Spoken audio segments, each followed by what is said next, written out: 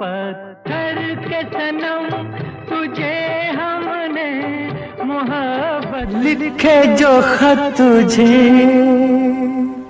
वो तेरी তাকে ছাড়া কোনোদিনও ভারতীয় সঙ্গীতের ইতিহাস রচনা করা সম্ভব নয়। দীর্ঘ কয়েক দশকের সঙ্গীত জীবনে তিনি একের পর এক কালজয়ী গান আমাদের উপহার দিয়ে গেছেন। তার উদাত্ত কণ্ঠের জাদুতে আজও মুগ্ধ সমগ্র ভারতবাসী। তিনি প্রবাদ প্রতিম সঙ্গীত শিল্পী মোহাম্মদ রফি। 1924 সালের 24শে ডিসেম্বর অবিভক্ত ভারতের পাঞ্জাব প্রদেশের অন্তর্গত কোটলা সুলতান সিং গ্রামে জন্মগ্রহণ করেন মোহাম্মদ রফি। গ্রামের ফকিরদের গান শুনেই ছোটবেলায় সুরের মায়ায় মন ভরে গিয়েছিল তার। 1935 সালে পরিবারের সবাইকে নিয়ে লাহোরে চলে আসেন রফির বাবা। রফির বড় ভাইয়ের বন্ধু ছিলেন আব্দুল হামিদ নামের এক ব্যক্তি।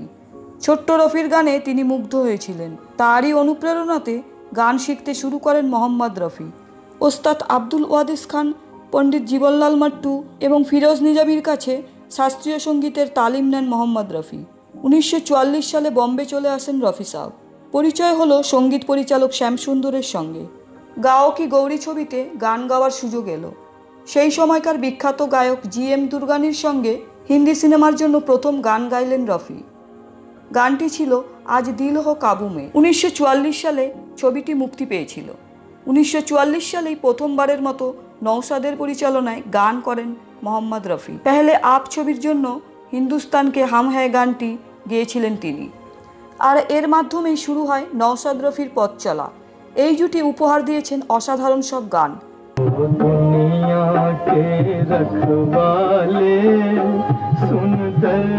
50 ও 60-এর দশকে বলিউডে মোহাম্মদ রফি ছিল ব্যস্ততম গায়ক। তার একটা বিশেষ গুণ ছিল, তিনি অন্যের কণ্ঠস্বর নকল করতে পারতেন। তিনি যে অভিনেতাদের জন্য প্লেব্যাক করতেন তার মতো কণ্ঠস্বরেই গানটি গাইতে পারতেন। এজন্য প্লেব্যাক শিল্পী হিসেবে দিলীপ কুমার, রাজ কাপুর, শাম্মী কাপুর সহ একাধিক জনপ্রিয় অভিনেতাদের লিপে কণ্ঠ দিয়ে তুমুল জনপ্রিয়তা পান তিনি। একাধিকবার ফিল্মফেয়ার পুরস্কার সহ জাতীয় চলচ্চিত্র পুরস্কার এবং 1967 সালে ভারত সরকার কর্তৃক পদ্মশ্রী পুরস্কারে ভূষিত হন মোহাম্মদ রফি। সাল 1980-র 30শে জুলাই পরিচালক J.M. প্রকাশের আশপাশ ছবিটির জন্য বম্বের মেহবুব স্টুডিওতে গান রেকর্ড করছেন মোহাম্মদ রফি। এই ছবিতে মোট 3টি গান গেয়েছেন তিনি। লতাজির সঙ্গে দ্বৈত কণ্ঠে 2টি এবং একক কণ্ঠে 1টি। এই সিনেমায় অভিনয় করেছেন ধর্মেন্দ্র ও হেমা মালিনী। ছবিটির সঙ্গীত পরিচালক ছিলেন লক্ষ্মীকান্ত প্যারেলাল। গানের কথা লিখেছেন আনন্দ বক্সি। একক কণ্ঠের গানটি শেষ করার পর স্টুডিও থেকে বেরিয়ে বাড়ির উদ্দেশ্যে যাওয়ার জন্য নিজের গাড়িতে বসলেন মোহাম্মদ রফি। হঠাৎই সঙ্গীত পরিচালক লক্ষ্মীকান্ত প্যারেলাল তার গাড়ি থামিয়ে বললেন, গানের 4টি লাইন আরেকবার গাইলে ভালো হতো। রফি সাহেব প্রথমে বললেন আগামীকাল গেয়ে দেবেন। তারপরই ওনার কি হলো, গাড়ি থেকে নেমে সোজা চলে গেলেন স্টুডিওতে। গিয়ে পরিচালক J.M. প্রকাশজিকে বললেন, আজকের কাজ কালকের জন্য ফেলে রেখে লাভ নেই। এরপর উনি গানটি রেকর্ড করলেন। গানের কথা ছিল, শাম ফির কিউ উদাস হ্যায় দোস্ত, তু কহি আসপাস হ্যায় দোস্ত। शाम फिर क्यों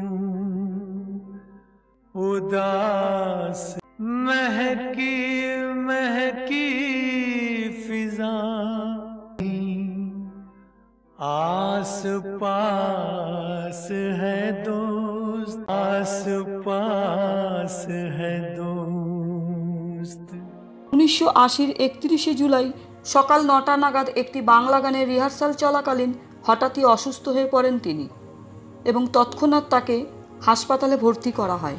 রাত 10টা 25 নাগাদ হৃদরোগে আক্রান্ত হয়ে মাত্র 55 বছর বয়সে শেষ নিঃশ্বাস ত্যাগ করলেন মোহাম্মদ রফি। সেদিন কেউই ভাবতে পারেননি ওই গানটি তার জীবনের শেষ গান হবে। হয়তো উনি নিজেই তা উপলব্ধি করতে পেরেছিলেন।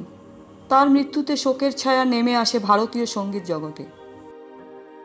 আজ এই পর্যন্তই। ভিডিওটি ভালো লাগলে লাইক ও কমেন্ট করুন আর সাবস্ক্রাইব করে আমাদের সঙ্গে থাকুন। ভালো থাকবেন। ধন্যবাদ। सुन दर्द भरे मेरे नाले, मिलन के साथ जुदाई लुट गई मैं